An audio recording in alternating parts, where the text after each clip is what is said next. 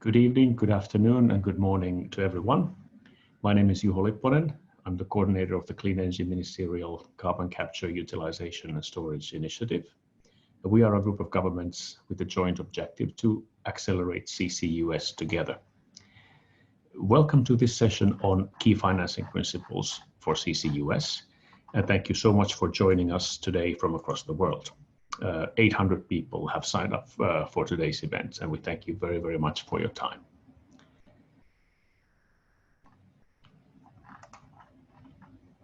All attendees are on listen-only mode. At the bottom of your Zoom application, you all should see an icon for Q&A. So please ask your questions through the Q&A function throughout the event. You will see a set of master slides running through on your screen for much of the time, but we will also drop the screen share here and there to allow for a gallery view of the speakers. We are proud to bring you this event as part of the 2020 Asia Clean Energy Forum. And kudos to the Asian Development Bank team for putting together such an impressive virtual program that enables people from all countries to come together. And thank you, ADB, also for agreeing to be a co-host of this event. Upon registration, you will all have seen the agenda for today's event, so I will not go into detail here. I will only say that today's event will discuss the financing of carbon capture.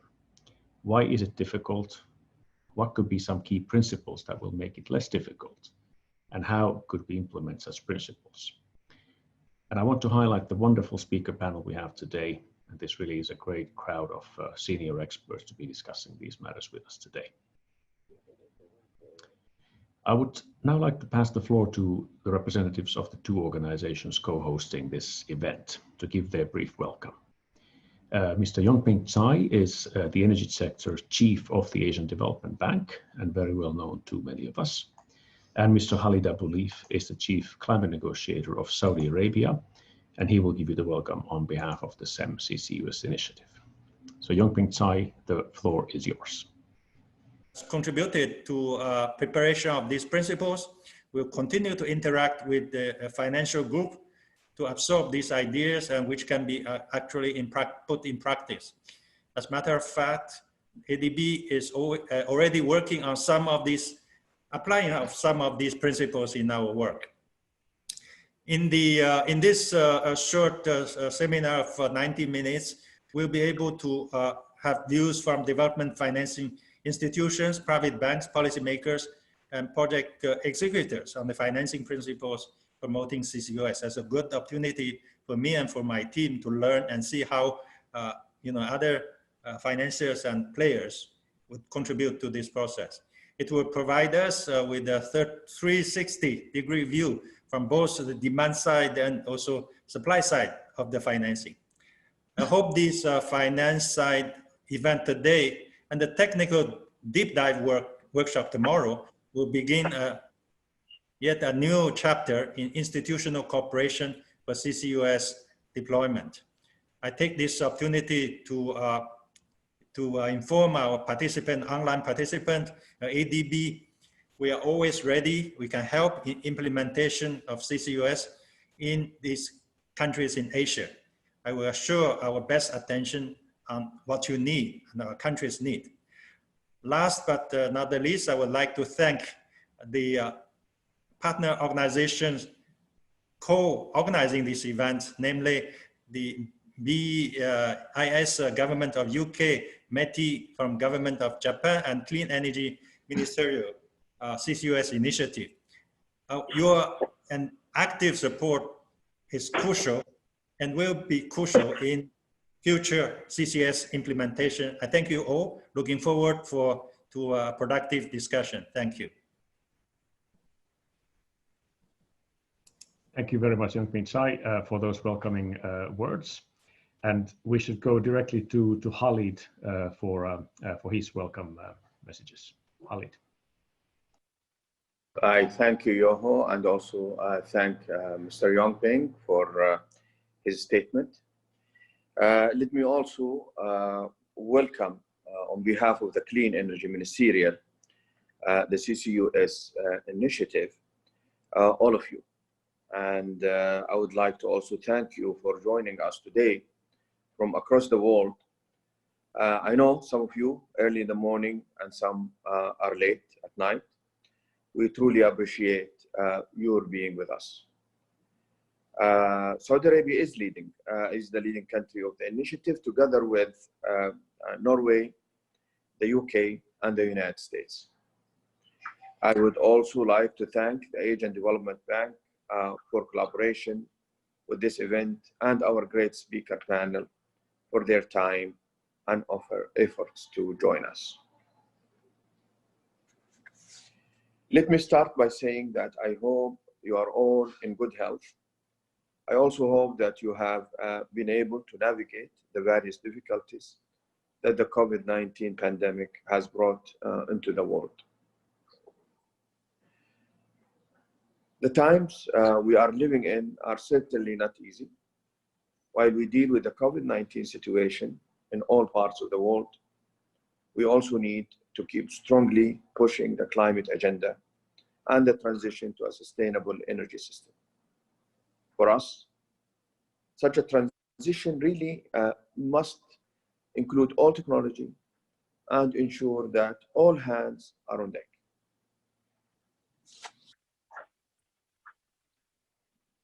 For us, one of the key processes to drive energy transitions is the Clean Energy Ministerium, or as we call it, the CEM.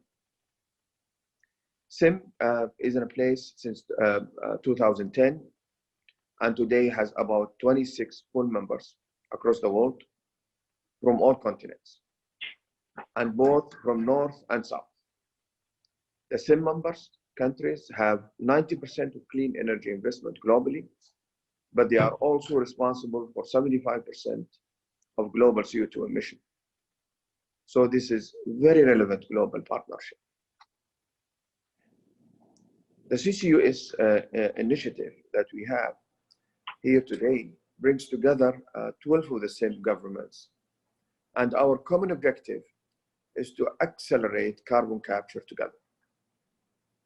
We do this because we believe that CCUS has a role to play as a part of the clean energy portfolio, and because now is the time to accelerate. CO2 capture, utilization, and storage can help decarbonize both power generation and the industrial sector, such as cement, steel, and chemical production. As we all know, and we have seen over the past few years, CCUS is proven. We already have about 19 large-scale commercial projects that are in operation today. However, largely due to lack of viable business models that exist today, CCUS deployment is still well below where it needs to be. I would like to be clear that for a long time, technology itself has no longer been the issue. This really comes down to policies and incentives, regulatory frameworks, the availability of infrastructure, and collaboration between industry, governments, and the financial sector. One of the focus areas of our initiative was to link up with the financial community. We want to understand how we best make CCUS an appealing investment opportunity. In the past several months, we have made a concerted effort to reach out to the finance sector, and several finance institutions have came together to collaborate with us. These various types of banks have jointly elaborated the key financing principle for CCUS, which we will be discussing today. I would like to thank all finance sector organizations who have been part of this work for your time and interest. I would like also to welcome any finance sector organization, MDB, commercial bank, institutional investors, private investment firm, all to join us today and hopefully in the future to work together to advance this important technology. You will see at the end of this session contact details in the webinar that would help you understand those that we have on this. Thank you so much, and we look forward to this discussion. Thank you very much. Thank you very much, Khalid, for your welcome, and Yongping Chai as well. That sets the scene very nicely, and I'll pass the floor directly then to Jared Daniels from the USDOE to take us through the first part of the event. Jared. Great. Well, thank you, Juho. And now that we have excellent framing of our overall discussion and conversation today, we'll move right on to our next session. Many of you have likely heard already that CCUS is hard to finance, but over the next 15 to 20 minutes, we will hear three very rapid views on more specifically why CCUS is so hard to finance from three distinguished panelists representing three distinct perspectives. Ms. Sue Erin Tan from Shell will start off our discussion from her and Shell's perspective as a project developer.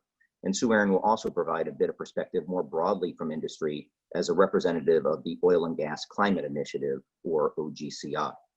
We'll hear next then from Alan Baker, representing a commercial banker's perspective from his position at Societe Generale. And we'll finish off our very rapid perspective views with Natalia Kolchenko-Lutz for the World Bank's perspective on the topic. Since this session is only 15 or 20 minutes in total, we've asked our speakers to provide 5 minutes of concise remarks each on a topic I know they can speak for hours on, so brevity will certainly be a virtue here with us today. So without further ado, I will turn the microphone over to Sue Erin Tan for our first perspective. The floor and our attention are yours. Thanks very much, Jared. So let me start by thanking the Asian Development Bank and the Clean Energy Ministerial countries for organizing this very important session. And also thank you to Mr. Abulif and Mr. Chai for their opening comments. So I work for Royal Dutch Shell, but I am here in my capacity as the Oil and Gas Climate Initiative Executive Committee Champion for CCS.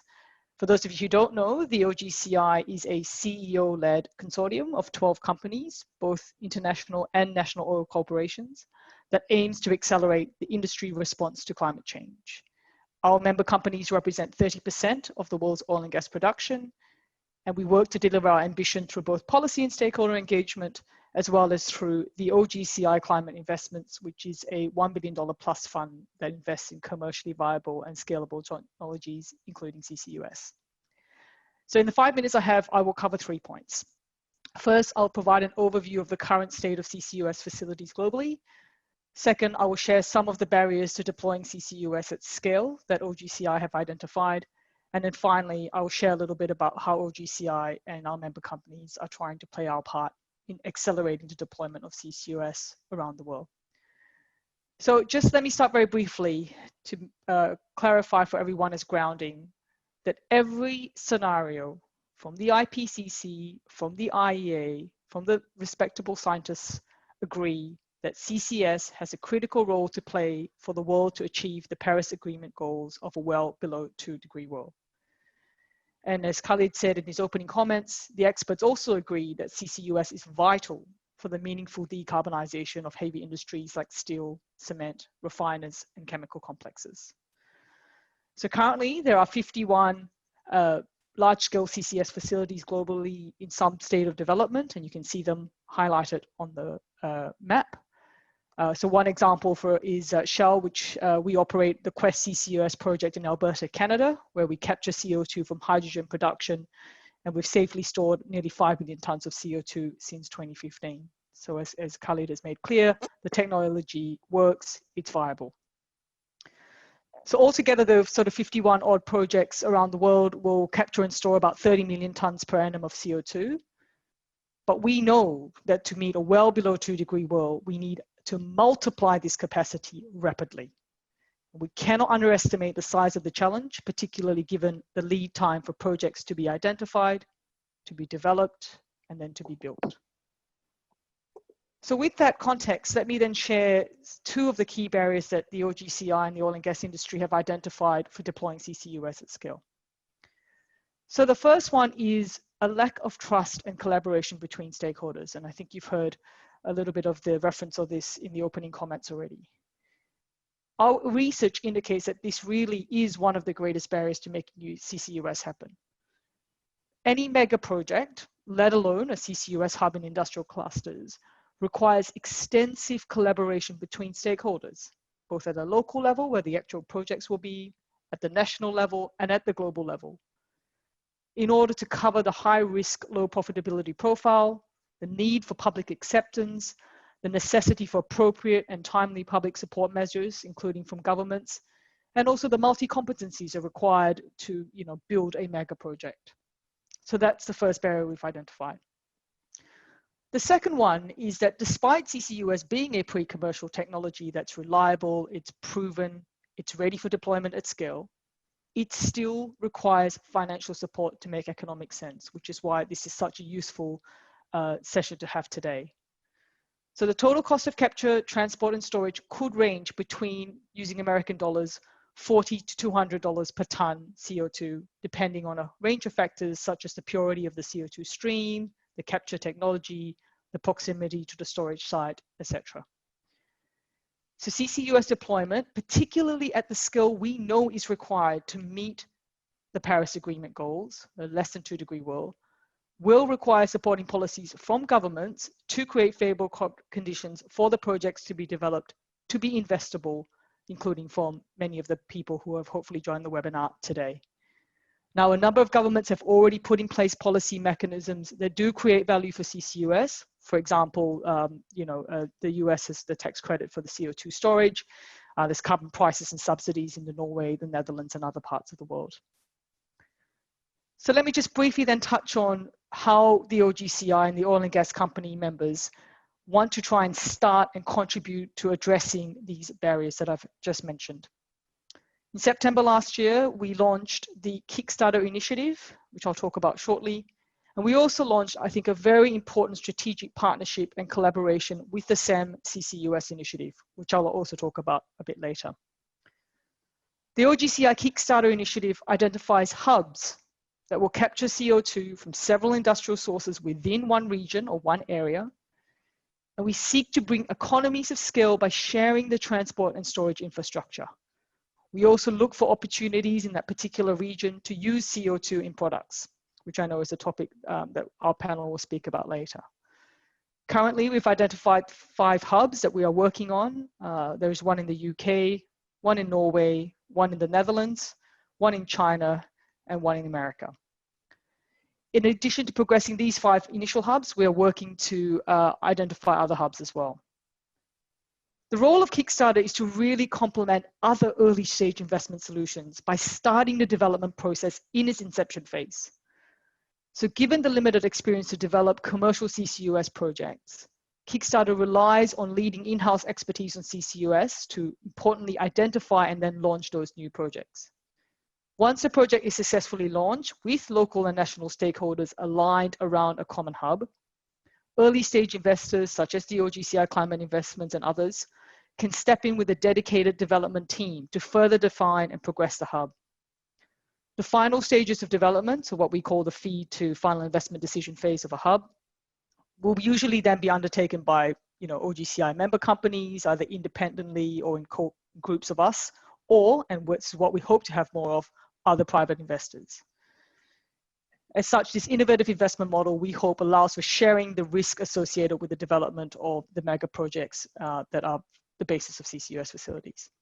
So I stopped there, Jared, and I hope I kept the five-minute timeline. Great. No, thank you, Aaron, very much for starting us well with your comments perspective. I think without further ado, we'll now turn to Alan Baker from Societe Generale. Good day, everybody. I'm very pleased to be here, and thanks to the organisers for setting this up. I think it's a very opportune time to be having this discussion. I head up the global power business at SocGen, but recently we've merged actually power and oil and gas, reflecting the fact that there are a lot of synergies now between the industries, including in the areas like CCS. I think I've been looking at CCS for the last 10 years or so, and I've been doing quite a lot of work with projects, with government, with regulators, various people, stakeholders in the industry. So I think we've got quite an interesting perspective, hopefully, on the challenges of financing the sector. Over that 10-year period, we've looked at a number of projects, including the White Rose project in the UK, where we actually got very close to arranging a financing based on a risk allocation that we developed with the bank. Unfortunately, that project then was cancelled. And that's been some of the frustrating background to the finance community, having maybe a slightly skeptical view of carbon capture and storage and the role of carbon capture and storage. So for me, based on our experience, I think there are two fundamental challenges that we face. The first one has been, and I say has been because I think this is improving now, a lack of clarity on the role of carbon capture or carbon capture use and storage within the energy transition. We hear a lot about renewables, we hear a lot about energy efficiency, but CCS has been a sort of industry where there's a feeling that CCS could be important or that it may be necessary, but we've actually lacked, I think, until recently, the why, the how, and the when. And I think now those gaps are starting to be filled in. There's a lot more positive outlook for the industry. And as mentioned by Khalid, I think one of the challenges we've had is that that's been compounded by a lack of clarity on policy. And despite the success in the industry of creating one or two or three or four very large and very visible demonstrations that technology works, that the industry can function properly, many of the larger scale projects that have been seen by the finance community have been perceived as demonstration projects, or indeed labeled demonstration projects, pilots or proving projects, which is fine. The industry needs to start somewhere. We need to build up that level of confidence. But it's very difficult to mobilize the finance community in a very competitive environment if the perception is that it's a one-off plant that they're looking at rather than a coherent strategy to develop an industry. And I think the rationale and the wider industrial potential is the key to attracting the attention of the finance community and engaging with the finance community, which is starting to happen now in a meaningful way. My second point, I guess, and it's related to the first one, is that we've also failed to negotiate with all stakeholders a bankable policy and regulatory environment. And it's not for want of trying. We've had several attempts on different projects in different jurisdictions, but stakeholders have yet to reach, I think, an agreement on a bankable risk allocation for the industry. And our experience gained from projects is that, in reality, bankability, from my perspective, really condenses down to very few irreducible risks, which we always end up with at the end of these discussions in most of the projects that we focused on. But although we see these issues recurring, I think there hasn't been maybe the motivation to try to resolve those in an environment where it wasn't sure where the industry was going, and that's from all the stakeholders. But now, I mean, looking on from a more optimistic perspective, I think from where we are now, we can see that there's an increasing recognition that CCS or CCUS is actually central to the energy transition. It's clear to me, it's clear to the industry that all the targets to reach net zero that are being announced by countries, by companies, governments, the EU and others can't be met without CCUS. Equally, the hydrogen economy that a lot of people are talking about, a lot of people are investing a lot of time in, actually needs CCS to start. I don't think we're going straight to green hydrogen. I think blue hydrogen will be one of the first products to create that market, and that also requires CCS in our view. And finally, necessity being the mother of invention, I think there now seems to be a new impetus to find a workable solution to some of the risks and to develop a workable commercial structure for the industry. And that is now the discussion about creating an industry. We've moved on from individual projects, from demonstrations, to actually discussing how we create an industry. How do we decarbonize the economy? Where does CCS fit into that? And policies moving in that direction as well. And I think from our perspective, that can only be good news for funding and finding pragmatic solutions to the issues that we still have in CCS. So I'm optimistic that we're on the verge now of creating a real industry in CCUS. And I think the financing principles are a key part of maintaining that momentum. So thank you. Great. Well, thank you very much, Alan, for those very specific and concise thoughts and remarks. Crystal clear, I think. For our third speaker, we'll now turn to Natalia for her perspective and perspective from the World Bank. Natalia, our attention is yours. Thank you. Do you hear me well? I hope. First of all, I want to thank you all the organizers for this webinar and also for the entire forum, which is very useful for the experts and for the outsiders to learn about not only CCS, but general about clean energy.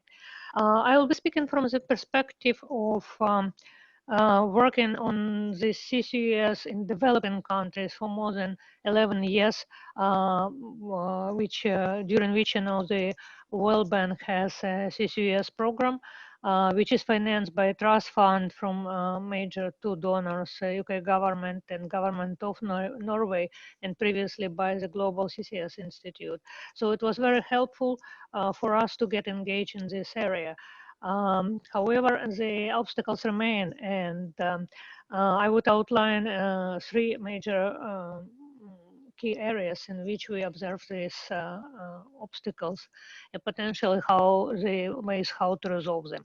First is a general observation that there is a disconnect between all the scientific reports such as IPCC and perceived need to CCUS. Basically, in developing world attitude, the majority of climate change mitigation can be resolved by other means such as renewable energy technology.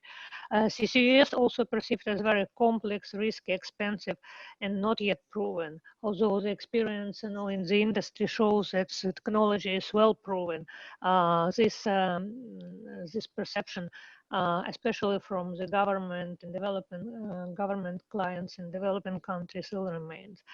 Climate change mitigation alone does not support a business case in most jurisdictions. Even if there is a limited climate finance is available, CCUS remains mostly an expensive project because it just does not generate other products such as, for instance, electricity, like in case of renewables. From the developing countries' perspective, when we are talking to them about CCUS projects, we of course are now facing that the issue that they have many priorities. We are competing with social projects, social safety net, health, education, even simple power generation and transmission projects, which are the most urgent, satisfy the more urgent economic and social needs in developing countries. So CCS is not on the top of the agenda of developing countries' governments. There is also very limited capacity, and we've been building this capacity for almost 11 years, and it still a lot remains to be done. And as mentioned in the previous general observation, no business case without, for instance, enhanced solar recovery or development and climate finance support. With no climate finance support, this would be absolutely impossible. But even available climate finance support, such as Green Climate Fund, is not active in providing financing for CCUS, and that is essential for developing countries. From our perspective, as a development bank, we are guided by the needs of the countries, of the recipient countries, but also guided by the donor community, which provides some financing for such institutions as the World Bank, Asian Development Bank, and other regional development banks. So we need kind of a push from our donor government that this technology is needed, and it will be supported by communicating the policy to our boards and also through financial support. We are not receiving also the pull from the recipient government, and which was mentioned earlier. CCUS is not at top of the agenda because of a number of factors. And then one of the most important one probably that the climate financing and grant financing is not available to start such projects, even in the pilot demonstration phase. There is another one, so white elephant in the room, remains that CCUS typically associated with fossil fuels. And again, all the multilateral banks do not support the projects which involve fossil fuels. On the other hand, we have to think about energy transition. And in the path of energy transition, we have to accommodate CCS. So we have to reconcile the challenge of multilateral banks of pulling from financing fossil fuel projects, but on the other hand, supporting developing client countries in the transition path. I stop here and thank you. Great. Well, thank you, Natalia, very much for your perspective. Again, some crystal clear comments and remarks and key points there from you. So thank you for rounding out our panel from 3 various perspectives. I think we can clearly see that there's still a large disconnect between the need for CCUS deployment to meet our global climate and energy goals and a clear support for the business case or the financeability or bankability for CCUS projects to deploy. So we heard a little bit about that. We also heard some optimism as well from some of our speakers. For example, Alan, who noted increasing global recognition that CCUS is indeed essential part of the solution set. And so while we could talk about this all day, hopefully that frames our discussion well. And in the interest of time, perhaps we will now move on to our next session. For our next session, we'll now hear from Dr. Anthony Ewan, Managing Director and Head of Energy Strategy at Citi. Tony is one of a number of financial community leaders and experts that our SEM CCUS initiative has engaged this year to focus on financing issues for CCUS. As Khalid mentioned earlier in our welcoming address, throughout this past year, we've reached out to a number of financial institutions ranging from MDBs, including World Bank and ADB and others, to commercial banks such as Societe Generale, Citi, Bank of America, Merrill Lynch, and also to smaller investors, foundations, and others in the financial community to engage them directly in conversations regarding this key issue of what will it take, what does it take to finance CCUS projects. Through a series of conversations and discussions with much good, healthy, and robust debate along the way, we've asked this distinguished group of thought leaders to develop a key set of financing principles that can help CCUS become more attractive or more bankable for the financial sector and the investment community. These key financing principles for CCUS have been refined over the past several months. They're now in a very solid draft form. And our next speaker, Tony, will present and expand upon these key points during the next 7 or 8 minutes for your awareness here as our event unfolds today. I should note that while our SEM CCUS initiative has facilitated these discussions and the drafting of these key principles, these key points represent the views from financial community experts like Tony, who have volunteered their time and effort to develop this material. It's our intent to finalize these points in the coming weeks and months, and then have them be presented directly to our energy ministers at the next Clean Energy Ministerial, currently planned for September in Saudi Arabia. Obviously, the logistics of any multilateral event are going to be greatly influenced by COVID-19 trajectories, but it is indeed our sincere intent to make these key points, raise these to the awareness of our energy ministers at the next opportunity that we have. So with that as a brief introduction to these principles, I'll now turn your attention over to Tony to provide his thoughts and perspective on these key principles and ideas. Tony, the floor and our attention are yours. Thanks very much, Jared. You know, when Jared and Juho and other coordinators got us together, the thought really is to think about, you know, government can't do everything. So we need the private sector to participate in building these CCUS. But then to facilitate this, we also need financing. So it's really a three-legged stool that every leg is important. Without even one of them, it will be tough to get it going. So we need to create a win-win-win situation. And so, you know, during the, multiple brainstorming sessions, we distilled into these principles. Now, not every, word for word will be agreed to by every participant, but these are sort of general thoughts that will be guiding how we think about financing and pushing forward CCUS. And as, our previous panel talked about, CCUS critical. And so that's why if you look at the first principle, So essentially all of the three sectors, so government, the industries, as well as the financial sector, have to clearly communicate how critical CCUS is. Also, it is based on science, according to IPCC, as Cheryl's Sue-Eun talked about, because we need to, the sector together also have to talk about why this is important. As Sokjan's colleague also talked about as well, previously the focus has been more on the renewable side, but then people would think about, well, CCUS, is it working? Is it perpetuating fossil fuels? But then communicating clearly that this is based on science in order for us to achieve certain climate goals, then CCUS is important. Then second, the principle is that as I said before, governments cannot do everything, but then to get the industries and financing sector involved, then policies must be there to establish the revenue. Now, without that, private sector participation would really not be there, but it is also important to get development banks and other institutions involved, in particular for developing countries, because they may not have as much of the wherewithal to push this forward.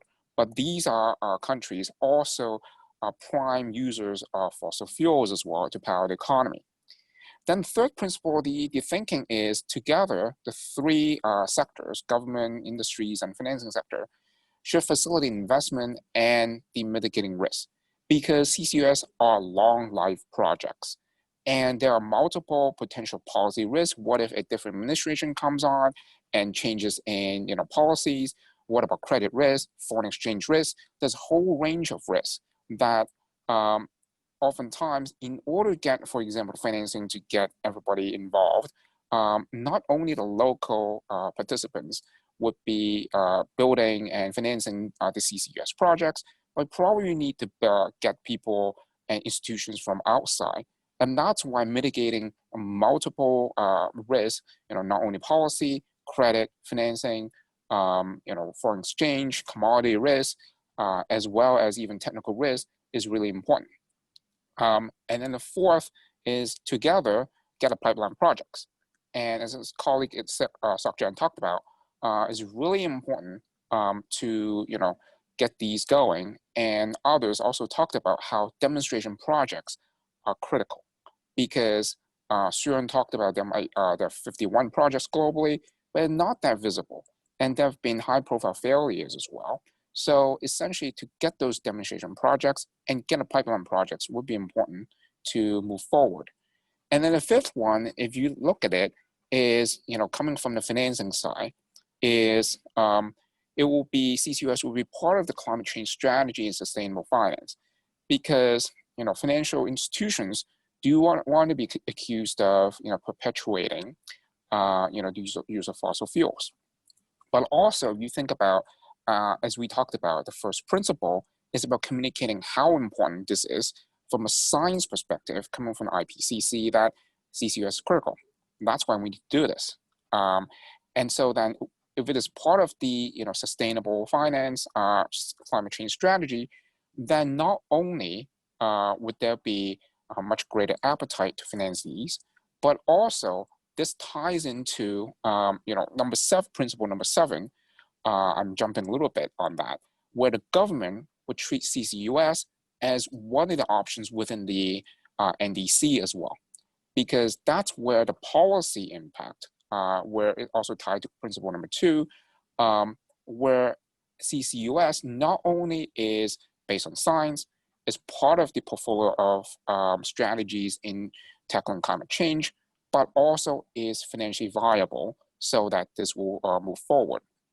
And principle number six is, part of the financing side is thinking about, financing is not just about, putting up cash, but it's also thinking about how you match the risk appetite of different, institutions, their, how much they want to invest in, what's the investment horizon. And so essentially, if you look at the interesting, policy of tax equity in the US, it was highly successful in many regards. and also the role that financing sector can play in bridging and bringing in the financing. Because, for example, insurance companies or pension funds may have a much longer horizon than some other funds, and so then they want that cash flow in the future to make this happen. But then they may actually not want to get into the initial construction financing or whatnot. So then there might be bringing in different institutions to get that part going. And so financing and the innovation in trying to get these going are important in bringing together the necessary resources.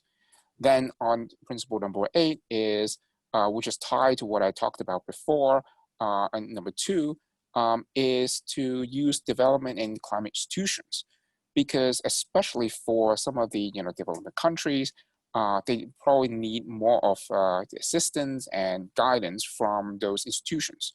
So this is a crucial area as well. Principle number 9 is ultimately for governments, is climate change is potentially for some of them is quite remote. It might be years from now, but then job creation and job preservation are always important, especially now that we have a at the risk of overusing the term, a paradigm shift right now, given the coronavirus. It is really important to how do you jumpstart the economy? How do you embrace the future energy transition? And how do you embrace changes within society right now brought on by these changes? So highlighting how these would create jobs would be quite important. And finally is not only creating jobs, but also on the industrial sector side, which together multiple with governments, industries, and the financial sector definitely would be looking to facilitate, in that besides tackling climate change, it is also about helping and stimulating innovation in other industries. So these principles are, given how difficult it is to get CCUS going in the past, are guiding principle, hopefully, to get the ball rolling. So let me stop here. Wonderful. Well, thank you, Tony, very much for leading us through these key principles and providing your thoughts and comments and remarks. There's clearly much good work to be done on together, and collectively, I think we have many people here today that are, in fact, already working on these. As we heard from Mr. Yongping Chai earlier in his welcoming address, ADB has contributed to the draft of these principles, and it will continue to interact with our group to absorb these ideas and to put them into final form for our energy ministers. And I think, in fact, ADB is already working on many of these key principles that you just provided the overview for. In terms of our initiative, we'll continue to progress these till final form.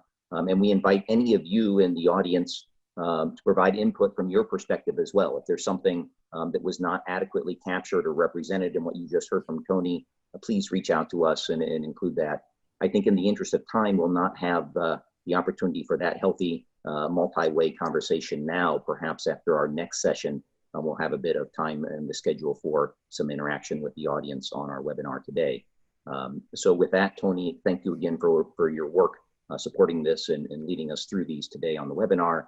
And I'll now turn the program over to our next session chair, my colleague Stig Svenningsen from the Norwegian government. Stig. Thank you, Jared. First, let me introduce the speakers of this session, and then I will outline how this panel will run. We have Yongping Chai from the ADB, Abid Kamali from Bank of America Merrill Lynch, Sue Earn, that you already heard, from WCI/Shell, and Mahendra Singhi from Dalmia Cement.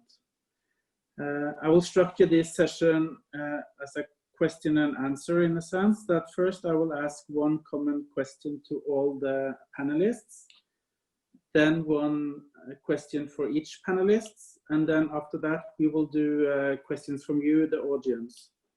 If there is time, I have some extra questions from my side that I can ask at the end if the panel or the participants do not have questions.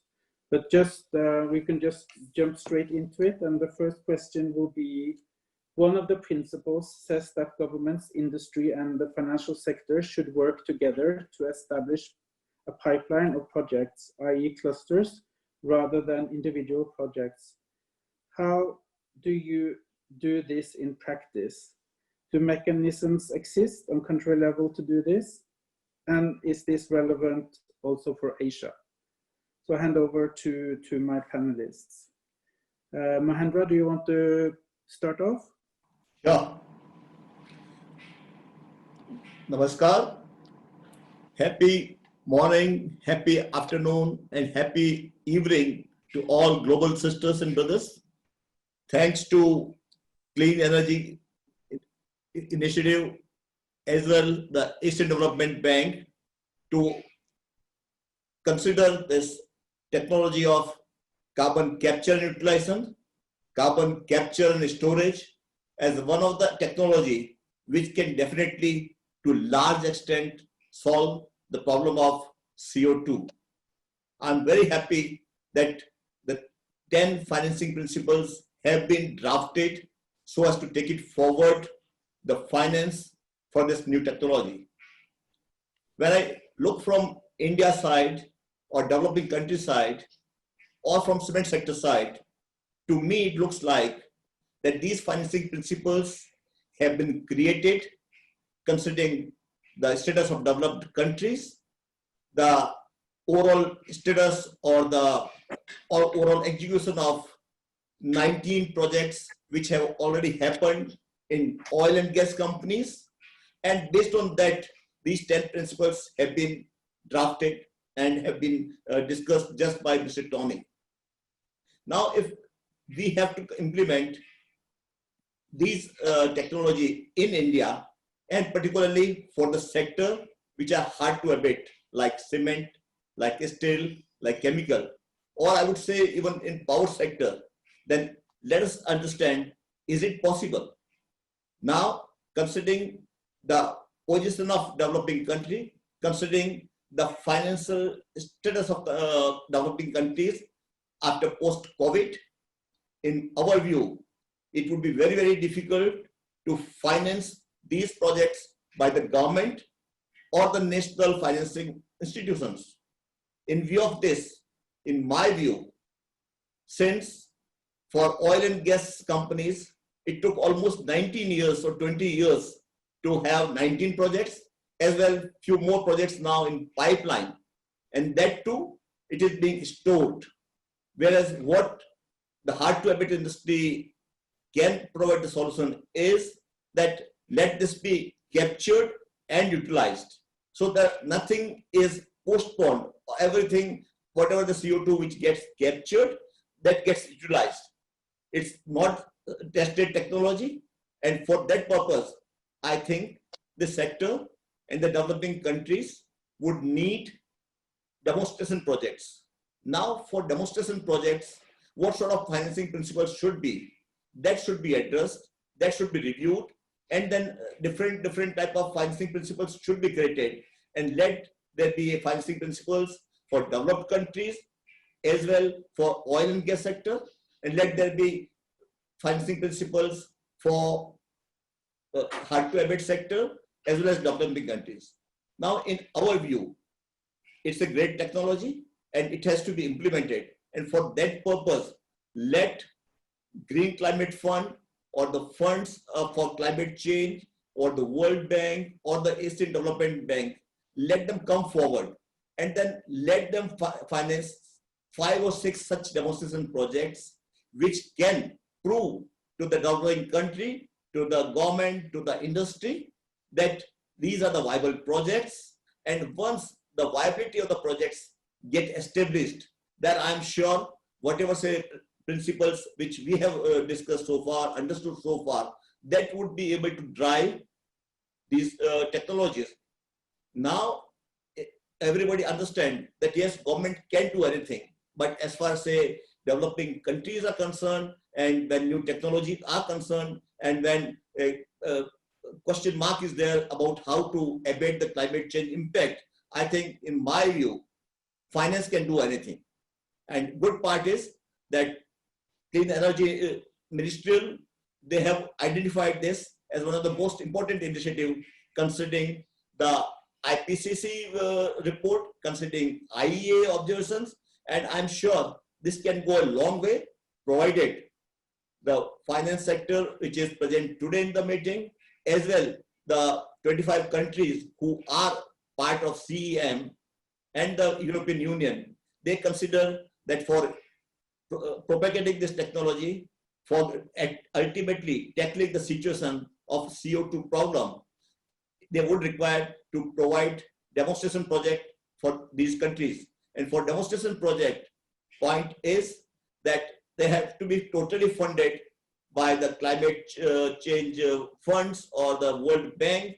And once viability gets established, then I'm sure the country like India, the entrepreneurs who are in India, they will be able to grab it, the opportunity, and then they would be able to prosper it. We have certain examples, like if we look at solar development, solar power development, if we look at power to be generated from waste heat power of the waste heat gases of the cement plant or steel plant. It took years and years to make it viable as a commercially viable proposition, and now it's business as usual. In past, UNAID came forward, Japan government came forward to fund certain projects on waste heat recovery project for generating power. Similarly, on solar power also, such organizations came forward, and now it is established that they are business as usual and they don't need now extra finance. Similarly, for this carbon capture and utilization, I think such approach would be required. On this point, my last submission again would be that let carbon capture and utilization technology be considered separately for hard to abate sector and power sector, and the carbon capture, utilization and storage for oil and gas sector should be considered separately. And definitely I would like to further share in next time when I get the time, that how Dalmia Cement, who has taken a roadmap, made a roadmap of becoming carbon negative by 2040, which has been committed in UN General Assembly in the November 19, that we will be able to abate 100% the CO2 problem in cement sector, in which the one of the major lever is, which can take care of about 52% of CO2 emission, is carbon capture and utilization. Thanks for the opportunity, and definitely I would like to share more in the second question. Thank you. Thank you very much for that interesting and I would say almost thought-provoking intervention, Mahendra. Abid, then I give the floor to you. Yeah, thanks, Dig. So your question was really about how we go about increasing the pipeline of projects. And first of all, from our perspective, it's fundamental. Sue Earn presented the statistics about the number of projects currently in operation. We also share a view that we need to rapidly scale up both the quantity, but also the quality of specific investable opportunities that are focused on CCUS across both power and industry, as Mahendra has just commented. So the challenge for us, though, practically, is that we typically engage in, if you like, bilateral dialogue with our clients in the corporate sector, with the institutional investor community, and that tends to be about individual opportunities. But to sort of supercharge, if you like, the origination part of of building the pipeline, we need to be focused on clusters. And so we think there's two main forums for doing so, really. One is, if you like, government-led, and the NDC process is probably the best place to start. NDCs have to be submitted, or I should say the updated NDCs are supposed to be submitted as part of the COP26 process. Historically, NDCs haven't been focused on delivering a pipeline of investable projects. Whether you think about NDCs coming from OECD countries or NDCs in the emerging markets. And we think that's something that needs to be improved upon to better engage with industry and with the financial community. The second is what I would say industry-led initiatives. And there's a few interesting mechanisms out there. You know, SU-EARN is of course part of one, the OGCI, which is looking at opportunities in the oil and gas sector. But just to mention, you know, there's the Clean Cement Coalition, there's the Low Carbon Emitting Technology Coalition coming out of the chemical sector, and then the Net Zero Steel Initiative. So I think focusing on these existing sector-led initiatives would help to bring much more specificity to the quantity of CO2 that could be captured in, you know, in some of these sectors, as well as help deliver some specific opportunities. Thank you. Thank you very much. We will, in interest in time, just skip up to SU-EARN. Please, SU-EARN. Yeah, thanks, Steve. I think two points. I think you've heard from all the speakers consistently today the importance of collaboration, and I think that's key, and it's collaboration across and along the supply chain in terms of from the industry perspective. But then it's also really important that collaboration with government, and I'll talk a little bit more about policy in a minute with a specific example. I think the other point that was made really well by Mahindra is that there is no one size fits all, right? Not just between the industries, whether it's power versus industry, you know, etc. But there's also no one size fits all from a government, country, and frankly, in some cases, regions within countries' perspective. And it's really why, as the 12 member companies of the OGCI, we were very deliberate in launching the Kickstarter initiative because we wanted it to look at the particular, you know, context in a region and in a country, some of which are very practical, like where is the storage capacity, what's the geology look like, you know, how close is the source to the sink, some of which are political, because that's the reality of where we live in, and then some of which are just who are the emitters in the area, who can we bring together, where can we form some kind of way to use something that's in common that then brings down the risk, or we spread the risk across more of us. And then that was a really kind of the logic behind why we came up with the Kickstarter initiative. And we now want to really try and share the learnings as we go through just with the first 5 hubs and what we're thinking about for the next wave of hubs, which I'll talk about a bit later on if I get the opportunity. I want to come back to this point about the role of government and the role of policy, not just for us as industry, but I think you've heard it from the finance sector as well. And the White Rose example in the UK, and you know, Shell was also involved in one trying to fund the project Peterhead in the UK, which kind of went belly up because of changing politics.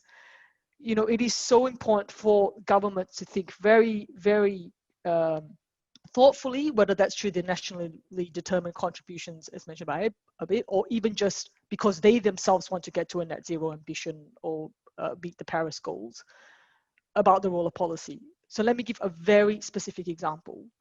The Quest project that I talked about earlier that Shell has built in Alberta, Canada, the reality was we got $865 million of funding from the governments of Canada and Alberta to build and operate that project. Now it's working. We've stored over 5 million tons, as I've said, since 2015. So we've gotten there, but to get these first few projects, and Mahindra said this as well, you need financial support. Now, sometimes it's a direct grant or something else in that market from a policy point of view that drives and supports that investment, and also gives not just a certainty to us as industry, but I think really critically the role of other finance sectors. The last point on the policy thing is, I think it's really clear, particularly from Mahindra's point and earlier from Mr. Chai, that for developing countries, we need to be very thoughtful again about how do we think about the way governments, but also industry and others can play a role, given the strong competing priorities in those countries, of which probably right now CCS is not necessarily at the highest of the priority list. So I think we need to, again, have some specific contemplation about the particular context for developing countries. I'll pause there in the interest of time. Thank you. And move to you, Yongping. Yes, thank you, Stig. Before I answer your question, first let me echo what I heard from World Bank colleague Natalia. Every statement she made, I find relevant to what I understand. It's quite amazing that we are facing very similar issues as Development Bank understand fully. The issue is given these constraints in developing countries, we know why it's so hard to finance and how to bring these stakeholders together. Let me start saying ADB, what ADB can do in this process. ADB can do 4 things in general. Beyond CCS, everything we finance, we can do 4 things. One is general knowledge dissemination, knowledge sharing. Sometimes myself, I write blogs and my colleague prepare handbooks. We can share this with countries saying that these are the knowledge available. And the reason ADB would like to produce this because we can follow it up with the next step. The next step, the second thing is we can do then a feasibility study or master plan of something, a planning. We can do the planning for the country, or within the planning, we can identify the third thing that is pilot. We can finance then a pilot project. With the pilot, if it's good working, then we can go to a mainstream lending. In fact, as a bank, we always, even when we start with the first thing, we always have the last thing in mind. So this lending is always the ultimate objective of ADB. However, ADB has the ability to work from A to D. So that's how a developed bank advantage can support country. So that's in general. Now I'm back to specifically to CCUS. It's so interesting that any other sector, subsector, or say within energy, let's say solar PV, wind, floating solar, and so on. When I apply these 4 stages, it's working. I can always reach the last stage and there is a lending, and then we can scale that, and the private sector coming in. With CCUS, I must say that we are at stage 1 and 2. We can go up to preparing feasibility studies, master plan, updating roadmap, and going next step, piloting. It's harder. We have started, as you may be aware, that we started in China, in Indonesia, some kind of pilot project. We have funds allocated for this purpose, their purpose. So, but even the piloting has run into issues, as Natalia has actually mentioned earlier, similar issues, lack of coordination, trust among the stakeholders, and the inconsistency in government policies. So because of this, even pilot project has become a difficult venture. So as a result, it's so interesting that I'm running a trust fund, a big trust fund that's applicable to all subsectors. Look, like solar PV, wind, waste, geothermal, waste to energy, anything. But only the CCUS fund, I have difficulty in disbursing because of these issues. So what's the solution? I think one thing is ADB development financing institutions can continue and work hard for doing 1 and 2 in many countries. If we do only in China, India, Indonesia, so we need a bigger sample. Then we can have a chance of a success moving forward to the 3rd stage and last stage. And in that regard, I would like to suggest that, not suggest to change anything, but in understanding these guiding principles, that when we say financing institutions, we can have that in mind, that we have commercial financing institutions, commercial banks, and development banks. And these development banks, financing institutions, plus with the support of development partners like UK, like Japan and others, Norway, we should play a role of honest broker and bring these stakeholders together and move from 1 to up to 3, hopefully going to 4. Then we can involve commercial banks and so on. So, and that's my thinking, and just want to share with you. We'll see how in the next few years we have a better chance of dispersing the money has been there in CCUS. Thank you. Thank you. That was very interesting. Now we go over to individual questions. So the first question goes to Mahendra. From your perspective, what is critical in order to be able to find financing for CCUS projects? And where does Dalmia see the next opportunities? Thanks for interesting question.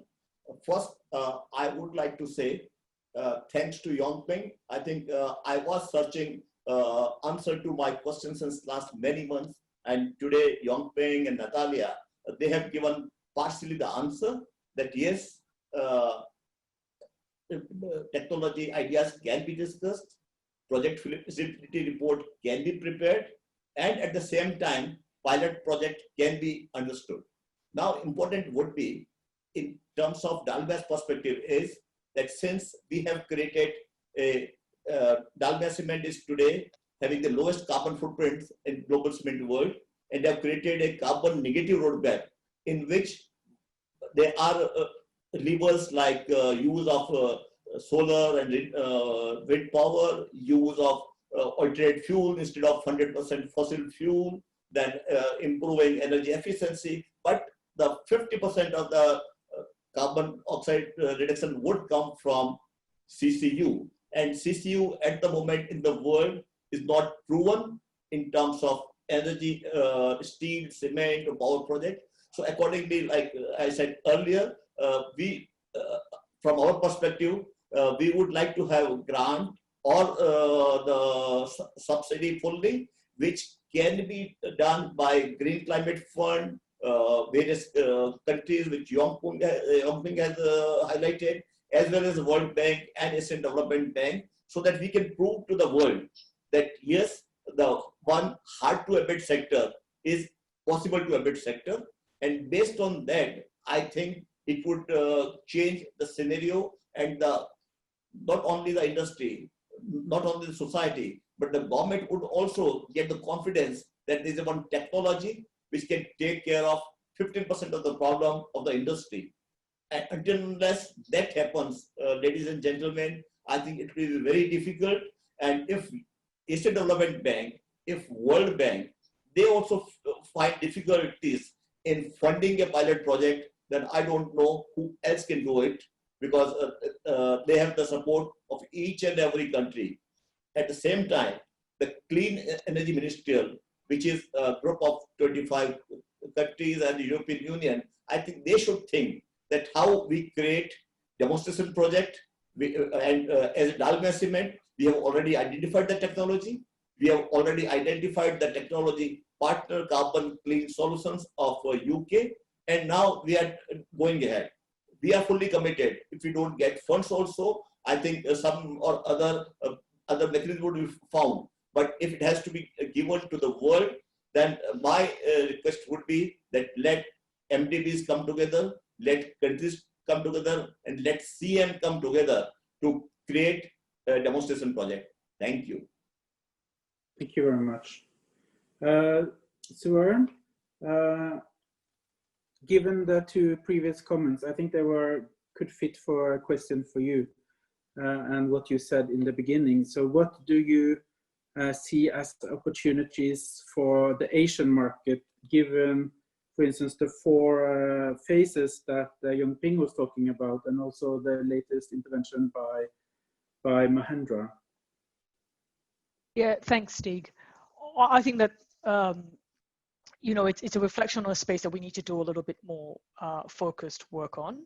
So 2 things in particular. So firstly, OGCI is conducting a study as part of this Kickstarter initiative to look at other areas where CCUS hubs could be developed. And we're working this and sharing this in particular with the Clean Energy Ministerial CCUS initiative. So again, another good opportunity to have that collaboration, and then test also how can we bring some of the other sectors and some of the sort of multilateral banks like the ADB and the World Bank into that conversation. I think that will be helpful. We will look as part of that study, and it will look at things like the really practical things about that I mentioned before in terms of geological storage. What's the ability, you know, who are the emitters in the space? Are there natural hubs that we can see, or regions that come together? And we'll start looking in particular at Southeast Asia next year. So it would be, I think, a good opportunity to have some touch points here about particular areas we might focus on. I think the second thing that's interesting that we've learned so far, looking at the experience both with the hubs and just in terms of what the oil and gas industry has done with the project so far, is there's some quite obvious archetypes of CCUS projects and hubs that are emerging. One, for example, is where I've already talked about this concept of having an industrial hub, but really key to kicking it off is having an anchor project, which is what we've done with in the UK with the Net Zero Teesside project, which is a gas plant that will capture the CCS, which will capture the CO2. I think that becomes important to have something to start the funding off. It's a little bit in line with sort of Mahindra's concept around you need the demonstration, you need something to get going to bring the rest of the sort of emitters in those hubs along.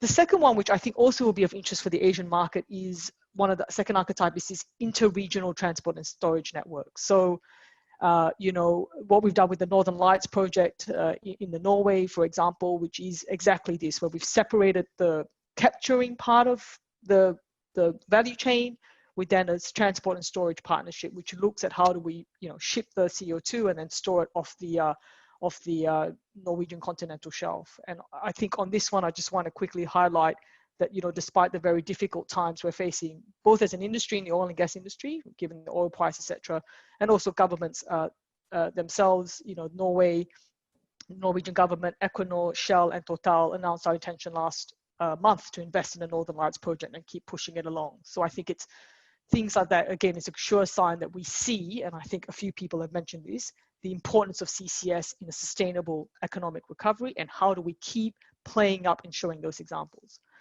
And then I think the third archetype, and just to flag this quickly again in the context of an Asian market, is where the CCS project is an enabler for new markets. So I think we talked about green jobs earlier and the role of, for example, the hydrogen economy. I think the production of blue hydrogen is a really critical thing for us to think about. How do you kickstart, you know, reinvigorate an economy given COVID and create new jobs? And one example we're doing there is the Pothos project in Rotterdam, Netherlands, which is a consortium between Shell, ExxonMobil, and BP, looking at how can we work with other potential emitters and store the CO2 offshore. So if I was to bring it to a very practical example in Asia, I think given some of the, and this is still early findings that we're doing as part of our study, some of the needs in Southeast Asian countries around who are exposed to strong earthquakes or unable to use local geological reservoirs reliably, we could maybe think of some of the learnings from the Northern Lights project in terms of separating out capture from transport and storage in Asia. That's just one example. Thanks, Stig. Thank you. Can I move to you, Abid, again? Is CCUS part of your climate change and low carbon investment strategy? You mentioned that the government should have it in their NDCs in a sense, so I kind of flipped the question, and then is this part of your bank's strategy? Sure. Well, we don't call it an NDC, but nope. In our case, our latest thing is a $300 billion 10-year low carbon business commitment. But yes, I can assure you, at Bank of America, you know, CCUS is absolutely part of that. And that's because, you know, as has been mentioned by several speakers, we have to be guided by the science. It's very clear from all of the work done by the IPCC that CCUS is a critical technology. So, and you know, we see opportunities in both the power sector as well as in the industry sector.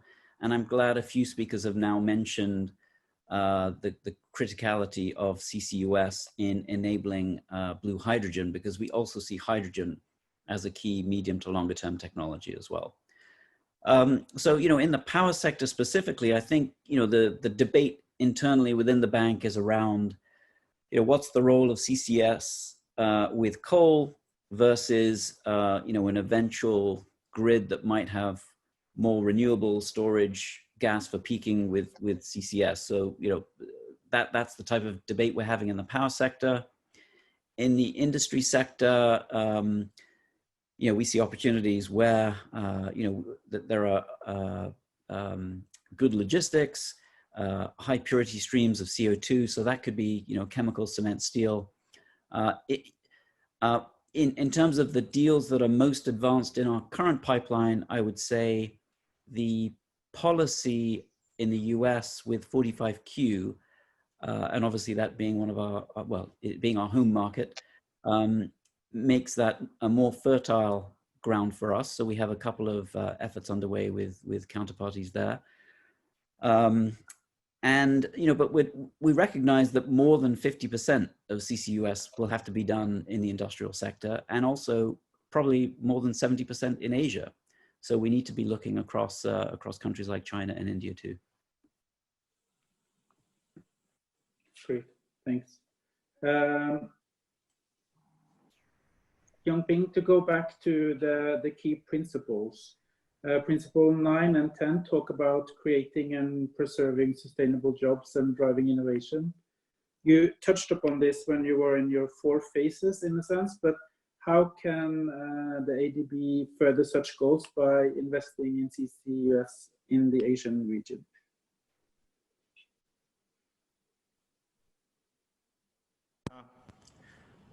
Yeah, so let me try to elaborate a little bit also to answer your question based on what I said earlier. When I said that there are 4 phases, I didn't say what is the push, what is the pull, what the driving forces going through this. I think could be a different driving forces. If the government can set regulations in consideration of the policy objectives, that's one way. And the other way, I think, is maybe underestimated. Sometimes there may be market forces. EOR is one example that I can put aside. But even in power sector in Asia, we should not underestimate that the momentum or the dynamics, that there is maybe still chance. I recently went back to China before this pandemic, and then I visited a few power plants. And I noticed that the coal-fired power plant underutilized. So when they designed for 6,000, 7,000 hours per year operations, but they are doing less than 4,000, sometimes 3,000, because of oversupply, because of this growing share of renewable energy. Now, one of these power plant told me that they are willing to do CCUS. The reason being that they think government, by having CCUS or starting with CCS ready, having a roadmap, they will get a better chance, policy support in terms of getting their power dispatched because of this overall policy and regulatory thing. So I found this idea amazing, and they think long term, and they think that going forward, and also they mentioned also this carbon trading. So, and they should prepare for that kind of future, not only because of this Paris Agreement. Of course, they also understand, but they think also their own survival. That with oversupply of situation there, and also the low carbon transition objective. And what's the best market and business case for themselves? I found that interesting. So I said that we are willing to support you with my typical 1, 2, 4. We can start with 1 or 2, and even do a small 3 pilot. So in that case, if we can have such such a case, and that give ideas. I also told the government that, look, the industry is here actually thinking long term, and depending on your policy orientation, there may be a chance for these industries take this momentum on their own initiative, with a little bit push from from MDB a little bit, and pull from the government side.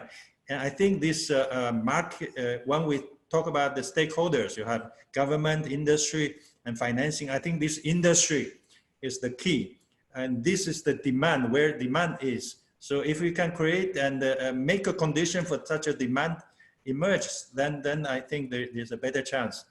So that's what I think next step, we should think more in supporting, creating a demand, a market for this, so that we can support and going forward. Yeah, thank you. Thank you.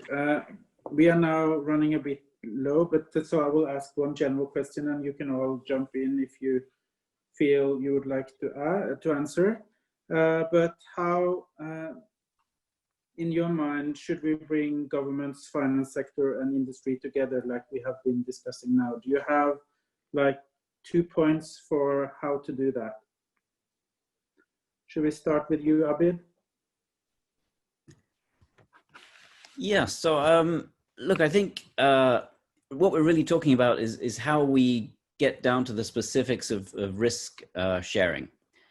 And you know, there's sort of three things that we have to focus on. That's our view. You know, the first is really how you go about minimizing the target rate of return by limiting the volatility of the cash flow to essentially investment grade levels. The second is how you maximize the cash flows by enhancements using, you know, credits, US 45Q being a good example, taxes, Norway being a good example. You know, so there's the cash flow maximization option, or as has been used successfully in the US and a few other places as well, minimizing tax rates for specific types of debt investors or equity investors. So for example, making CCUS eligible for tax-exempt bonds, or in the US, you know, what's called MLPs for equity investments. So that's, you know, that's essentially one bucket of how we manage the risks to attract more private capital. The second is what I would call the bucket of helpful financial regulatory measures. And, you know, interestingly, we are seeing quite you know, a flurry of activity there, but unfortunately, you know, not all of it is aligned. So as an example, you know, generally speaking, disclosure of climate-related risks is helpful because it improves the dialogue between investors and companies that might have higher emissions about what specifically can be done to accelerate the transition. And you know, we've seen that very successfully, I would say, in the last couple of years. But at the same time, governments around the world are coming up with what are called sustainable finance taxonomies. So, you know, trying to marry up which activities can be considered part of sustainable financing. And some of that is less helpful because in some cases they are excluding CCUS. In fact, there's a question on the Q&A from Alan Lau, who raised exactly this point. And you know, so this is a miss because we have to allow sustainable financing to flow towards CCUS opportunities, given the importance of it, as all of us have been discussing today. Thank you. Suren?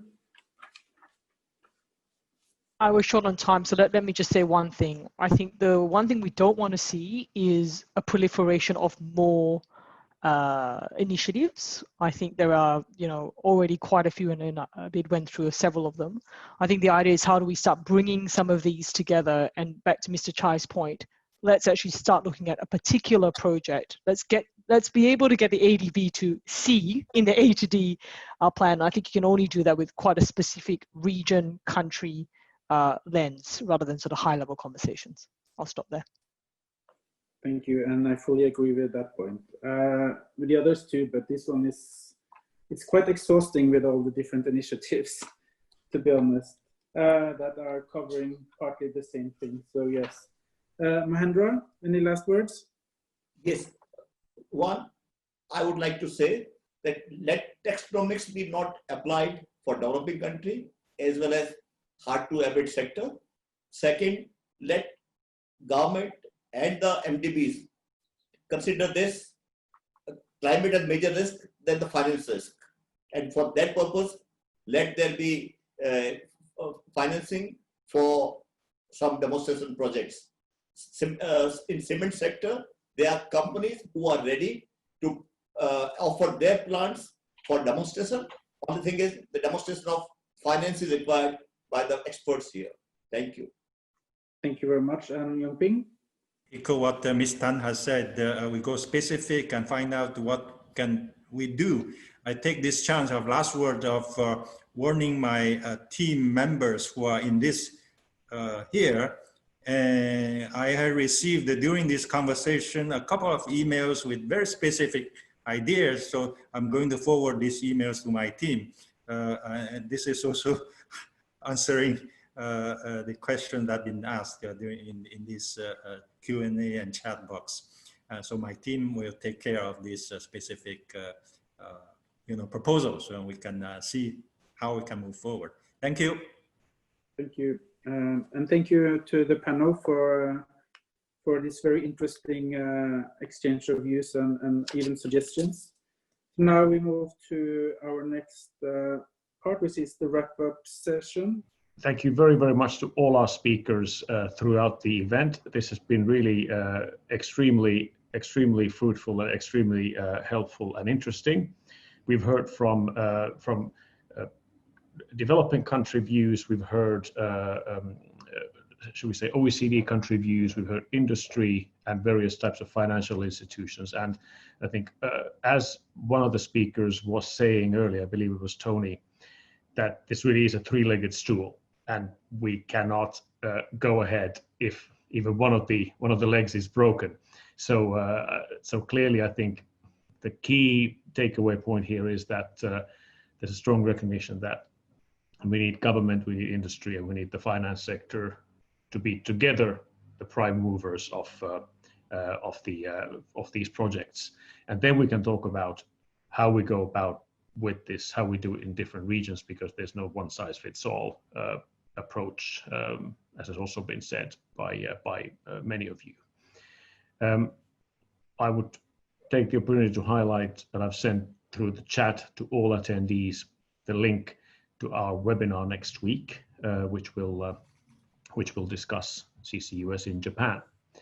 And also you will get these slides afterwards, but there's a few interesting links here in case you want to get in touch with this CCUS initiative and want to work with us and have a dialogue.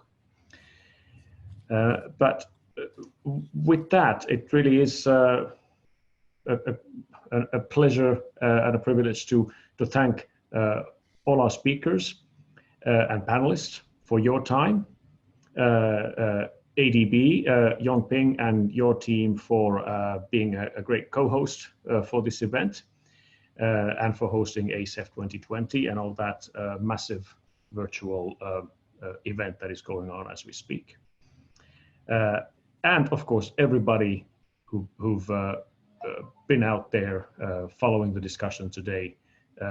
We were 350 people at the peak, so there's been a lot of interest. So thank you very, very much for your time. Thanks. And with that, thank you. And thanks, Mr. Gerard, and thanks, Mr. Yongping. I'll get in touch with you for step 1, step 2, and maybe step 3. Excellent. Excellent. With that, we will finish the webinar, and we look forward to meeting you all again in different other meetings in person. Goodbye.